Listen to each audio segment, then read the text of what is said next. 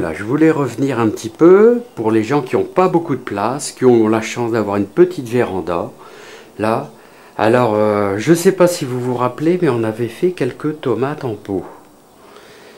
Bah, je peux dire que ça marche très bien. Ça marche très bien. Bon, il y a un peu de verdure. Il y a de belles tomates en formation, vous voyez, dans des simples seaux. Dans des simples seaux. Voilà, j'y ai mis un peu de purin d'ortie, tout ça. Bon, il y a un petit désagrément, c'est l'auteur. Il y a un peu de purin de coussoude aussi.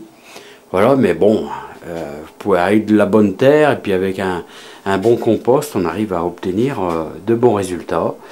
Bon, là, il n'y a pas eu énormément de taillage, vu que c'est une personne âgée ici, donc on vient à la rescousse pour s'occuper un petit peu d'elle, et donc quelquefois ça pousse un peu vite, mais la réussite est là et je pense qu'elle va bien profiter.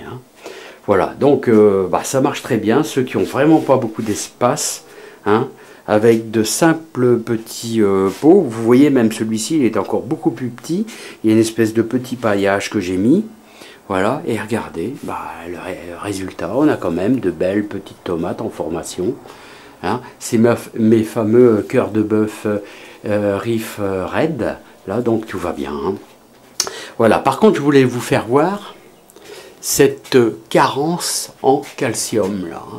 Ça m'arrive aussi dans ma serre. Cette fameuse carence en calcium là, regardez ce que ça fait.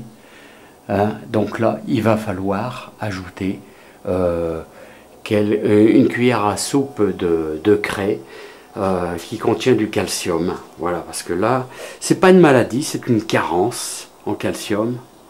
Donc voilà ce que ça donne. Si vous voyez le cul qui noircit, il n'y a pas un poil de calcium dans cette terre là. Pourtant il y a eu du compost et tout, mais il y a une carence, il n'y a rien à faire, tout simplement. Bon, voilà, donc à bientôt, et on va essayer d'arranger ça avec une cuillère à soupe de craie que je vais enfouir à l'intérieur. Vous voyez tous ces pompons là, je vais vous en faire